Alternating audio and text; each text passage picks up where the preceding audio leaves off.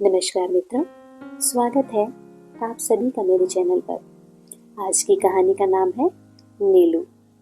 नीलू एक ऐसी कहानी है जो दिखाती है कि जानवर भी प्रेम और निष्ठा को समझते हैं और इंसानों की तरह ही भावनात्मक बंधन बना सकते हैं। कहानी लिखी है महादेवी वर्मा जी ने। तो लीजिए, प्रस्तुत है कहानी। नीलू की कथा उसकी माँ की कथा से इस प्रकार जुड़ी है कि एक के बिना दूसरी अपूर्ण रह जाती है। उसकी अल्सेशियन माँ उत्तरायण में लूसी के नाम से पुकारी जाती थी। हिरनी के समान वेगवती, सांचे में ढली हुई देह, जिसमें व्यर्थ कहने के लिए एक तोला मांस भी नहीं था। ऊपर काला आभास देने वाले भूरे पीताभ रोम, बुद्धिमानी का पता देने वाली काली पर छोटी आंखें, सजग खड़े कान और सघन रोएदार तथा पिछले पैरों के टखनों को छूने वाली लंबी पूंछ, सब कुछ उसे राजसी विशेषता देता था। थी भी वह सामान्य कुत्तों से भिन्न। अल्सेशियन कुत्ता एक ही स्वामी को स्वीकार करता है। यदि परिस्थितियों के कारण एक व्यक्ति का स्वामित्व उसे सुलभ नहीं होता तो वह सबके साथ सहचर जैसा आचरण करने लगता है। दूसरे शब्दों में, आदेश किसी का नहीं मानता, परंतु सबके स्नेहपूर्ण अनुरोध की रक्षा में तत्पर रहता है। लूसी की स्थिति भी स्वच्छंद सहचरी के समान हो गई थी।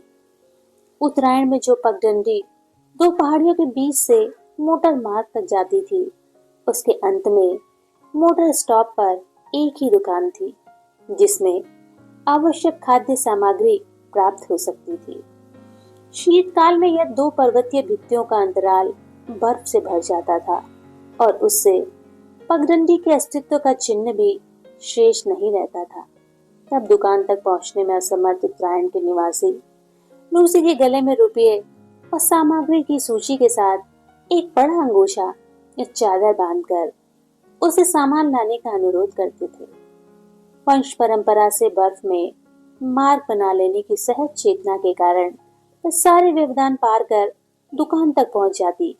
दुकानदार उसके गले से कपड़ा खोलकर रुपया, सूची आदि लेने के उपरांत सामान की गठरी उसके गले या पीठ से बांध देता और लूसी सारे बोझ के साथ बर्फीला मार्ग पार करती हुई सकुशल लौट आती। कभी कभी उसे कई बार आना जाना पड़ता था। कभी चीनी मंगवाई और चाय रह गई, कभी आटा याद रहा और आलू भूल गए, पर लूसी मंगाने वालों के लक्कड़पन से कोई शिकायत नहीं करती। गले में कपड़ा बांधते ही वह तीर की तरह दुकान की दिशा में चल देती। उसकी तत्परता के कारण मंगाने वालों में भूलने की प्रवृत्ति बढ़ती ही थी। एक दिन किसी अधिक ऊंचाई पर बसे पर्वतीय ग्राम से बर्फ में भटकता हुआ एक भूरिया कुत्ता दुकान पर आ गया और लूसी से उसकी मैत्री हो गई। उन दोनों में आकृति की वही भिन्नता थी जो एक तराशी हुई सुडौल मूर्ति और अनग्र शिलाखंड में होती है, परंतु दुर्दिन के साथी होने के कारण वे सहचर हो गई। उन्हीं सर्दियों में लूसी ने दो बच्चों को जन्म देकर अपनी वंशवृद्धि की, किंतु उनमें से एक तो शीत के कारण मर गया और दूसरा अपने ही जीवन ऊष्मा के बल पर उस ठिठुराने वाले परिवेश से जूझने लगा। शीत ऋतु में प्रायः लकड़बग्गे ऊंचे पर्वतीय अंचल से नीचे उतर आते हैं और बर्फ में भटकते हुए मिल जाते हैं। वैसे तो यह हिंसक जीव कुत्ते से कुछ ही बड़ा होता है, परंतु कुत्ता इसका प्रिय खाद्य होने के कारण रक्षणीय की स्थिति में आ जाता है। सामान्य कुत्ते तो लकड़बग्गे को देखते ही स्तब्ध और निर्जीव से हो जाते हैं, अतः उन्हें घसीट ले जाने में इसे कोई प्रयास ही नहीं करना पड़ता। असामान्य भूटिये या अल्सेशियन कुत्ते उससे संघर्ष करते हैं अवश्य, परंतु अंत में पराजित ही होते हैं। 4-5 दिन के बच्चों को छोड़कर लूसी फिर दुकान आने जाने लगी थी। एक संध्या के झुटपुटे में लूसी ऐसी गई कि फिर लौट ही नहीं सकी। बर्फ के दिनों में सांझी से सघन अंधकार घिर आता है और हवा ऐसी तुषार बोझिल हो जाती है कि गंध भी वहन नहीं कर पाती।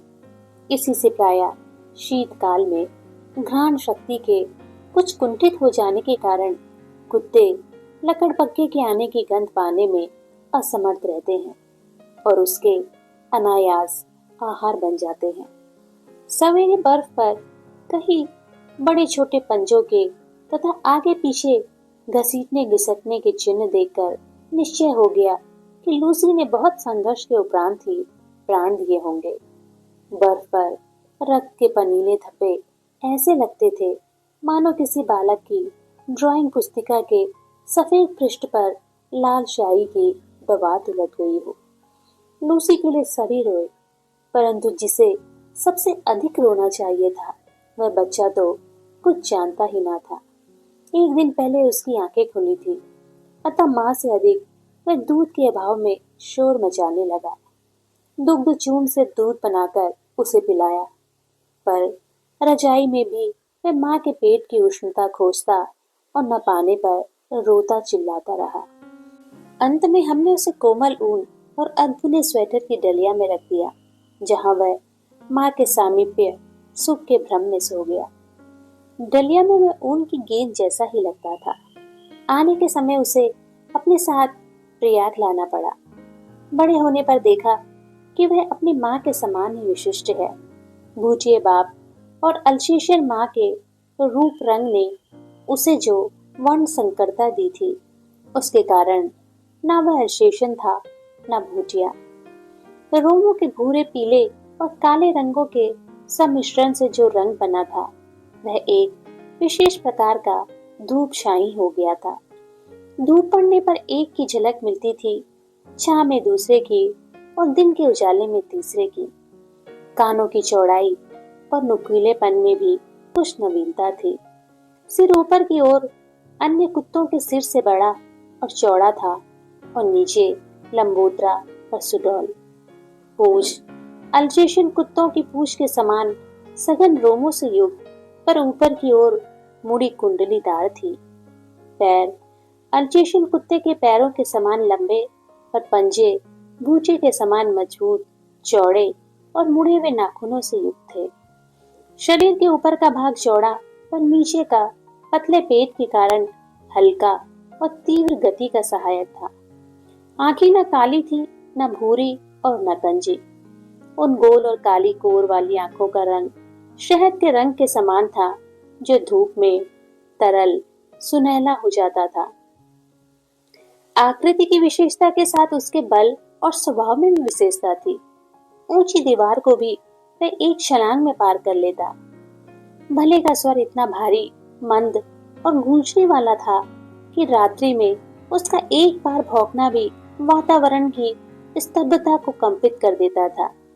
अन्य कुत्तों के समान खाने के लिए लालायित रहना, प्रसन्नता व्यक्त करने के लिए पूंछ हिलाना, कृतज्ञता ज्ञापित करने के लिए चाटना, याचक के दीन भाव से स्वामी के पीछे पीछे घूमना, अकारण भौंकना, काटना आदि प्रकृति दत्त स्वान गुणों का उसमें सर्वथा अभाव था। मैंने अनेक कुत्ते देखे और पाले हैं, किंतु कुत्ते के दैन्य से रहित और उसके लिए अलभ्य दर्प से युक्त मैंने केवल नीलू को ही देखा। उसके प्रिय से प्रिय खाद्य को भी यदि अवज्ञा के साथ फेंक दिया जाता तो वह उसकी ओर देखता भी नहीं, खाना तो दूर की बात है।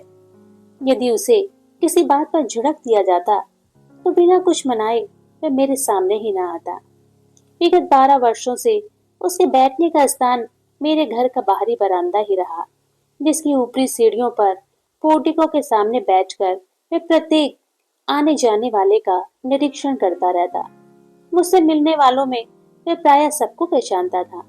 किसी विशेष परिचित को आया देखकर वह सदर्भ धीरे धीरे भीतर आकर मेरे कमरे के दरवाजे पर खड़ा हो जाता। उसका इस प्रकार आना ही मेरे लिए किसी मित्र की उपस्थिति की सूचना थी। मुझसे आ रही हूँ सुनने के उपरांत वह पुनः बाहर अपने निश्चित स्थान पर बैठता। न जाने किस सहज चेतना से वह अपरिचित या असमय आए व्यक्ति को जान लेता था।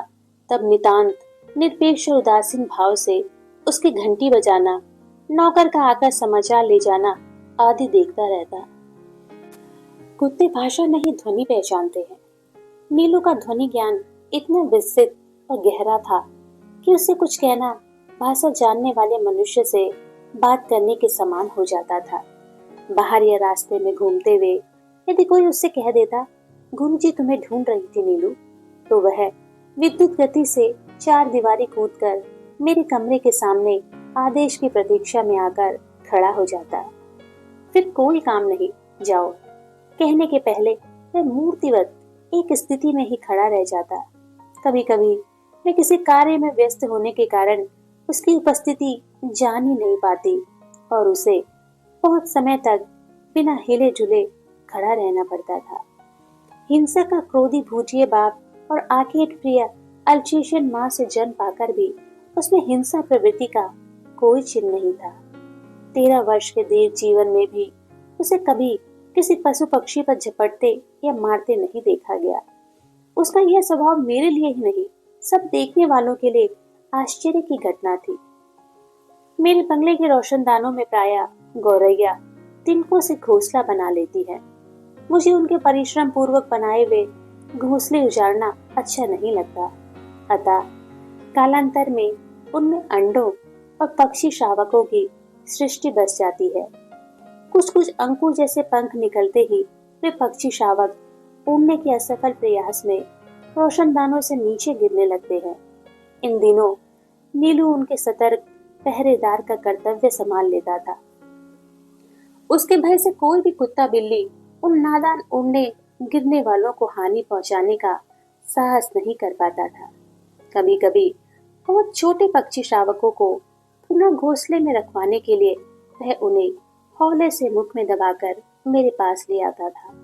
जब तक रोशनदान में सीढ़ी लगवाकर मैं उस बच्चे को घोंसले में पहुंचाने की व्यवस्था ना कर लेती, तब तक मैं या तो बड़ी कोमलता से उसे दबाए खड़ा रहता था या मेरे हाथ में देकर प्रतीक्षा की मुद्रा में देखता रहता। सवेरे नियमानुसार जब मैं मोर खरगोश आदि को दाना देने निकलती, तब वह चाहे जाड़ा हो चाहे बरसात मुझे दरवाजे पर ही मिलता और मेरे साथ साथ घूमता। पक्षियों के कक्ष में 2 फुट ऊंची दीवार पर जाली लगी हुई है। नीलू दीवार पर दोनों पंजे रखकर खड़ा हो जाता और अपने गोल आंखें घुमाकर प्रत्येक कक्ष और उसमें रहने वालों का निरीक्षण परीक्षण करता रहता। उससे इस नियम में कभी व्यतिक्रम नहीं पड़ा। उसका रात का कर्तव्य भी स्वेच्छा स्वीकृत और निश्चित था। सबके सो जाने पर वह गर्मियों में बाहर लॉन पर और सर्दियों में बरामदे में तख्त पर बैठकर पहरेदारी का कार्य करता। रात में कई कई बार वह पूरे कंपाउंड का और पशु पक्षियों के घर का चक्कर लगाता रहता।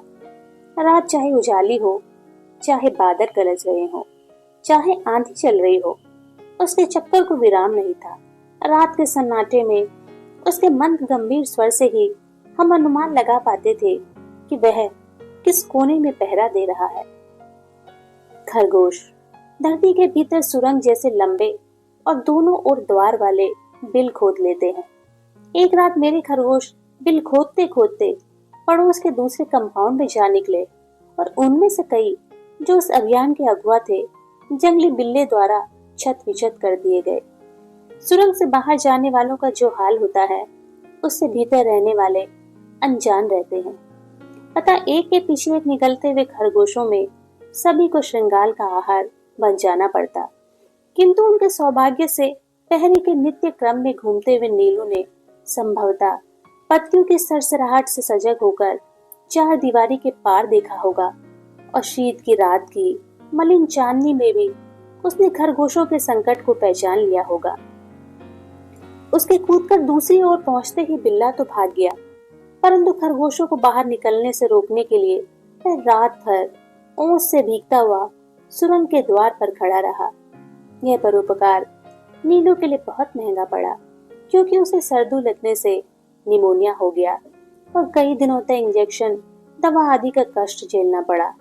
वैसे वह शांत भाव से ही कड़वी दवा भी पी लेता था और सुई भी लगवा लेता। एक बार जब मोटर दुर्घटना में आहत हो मुझे मार्ग से ही अस्पताल जाना पड़ा, तब संध्या तक मेरी प्रतीक्षा करके और कपड़े, चादर, कंबल आदि सामान अस्पताल में ले जाने वालों की हड़बड़ी देखकर उसके सहज चेतना ने किसी अनिष्ट का आभास पा लिया। जो भी उस संध्या को मेरे बंगले पर पहुंचा, वह नीलू की विषादमयी निश्चय मुद्रा देखकर विस्मित हुए बिना नहीं रहा। जब 3 दिन तक उसने न कुछ खाया न पिया, तब डॉक्टर से अनुमति लेकर उसे अस्पताल लाया गया।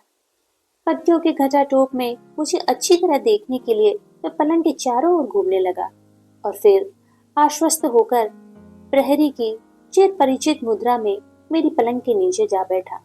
2 घंटे बाद बहुत समझाने पुचकारने के उपरांत ही उसे घर पहुंचाया जा सका। तब से हर दूसरे दिन अस्पताल न ले जाने पर वह अनशन आरंभ कर देता। इस प्रकार अस्पताल में भी वह नियमित रूप से मिलने आने वालों में गिना जाने लगा और डॉक्टर, नर्सें सब उससे परिचित हो गए। नीलू को 14 वर्ष का जीवन मिला था और जन्म से मृत्यु के क्षण तक वह मेरे पास ही रहा।